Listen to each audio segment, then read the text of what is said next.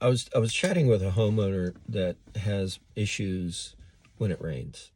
And so I went over and looked at their house. There was some sloping.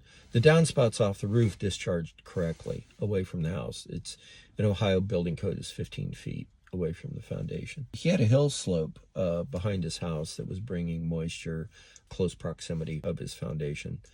What was happening was that when it rained, not just a rain, but I mean a heavy rain, the rainwater actually comes down. It doesn't go into the ground very far, maybe 4 inches or so, but most of that's going to be rolling off the surface and coming into proximity of the foundation.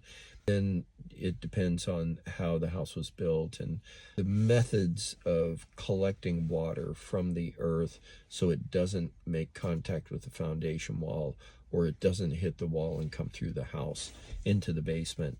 They've really got it down pretty well nowadays, how to prevent that from occurring.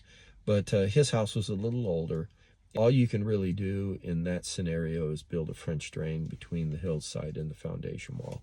And you need for that French drain to go down maybe 2 feet and put a perforated pipe. I don't like those corrugated pipes. I prefer hard plastic, Schedule 40 or something like that. And if you have to drill holes, you drill holes and use filter fabric and gravel, put the pipe in there and then put gravel on top of it. And then you can cover up the gravel with the fabric and then put your topsoil on top. And I have several of those around my house and they work great. So they'll collect the water and route it away for you. When you go into a house and you see the foundation wall is wet, the pattern of wetness, it really tells you the story. If it's a triangle in the corner, that's a discharge off the roof. Your downspout is too close, or maybe there's a leak. If it goes into a pipe at the ground surface at the corner, normally there's a break where that connection is to your footer drain or whatever you got. If you have a series of wet, not real close, maybe not 4 inches, that's something different, but maybe a foot and a half, and it's wet, then that would be a footer drain that has failed. That happened around my house too. It has collapsed and is not carrying the water that it's collecting, so it's coming through the foundation wall.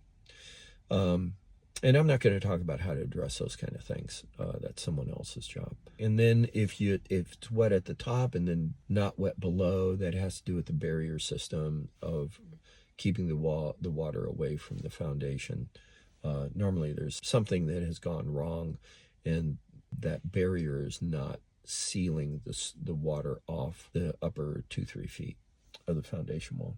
If you have discoloration of moisture along the bottom of the foundation wall and it only goes up 2-3 inches, that's called the joint zone. That's the coldest place in the whole basement, is that lower 4 inches where the foundation wall makes the floor hits that foundation wall.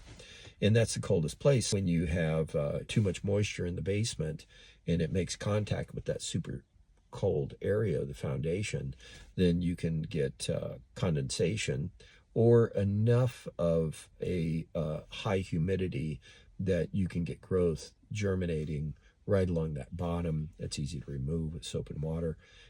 Or that could be just dust, just household dust. And it's adhering to a moist surface. So it's not a given.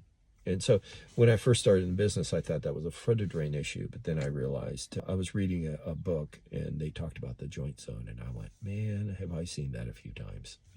Bob Bennett, Farsight Management. It's better to use Farsight than hindsight.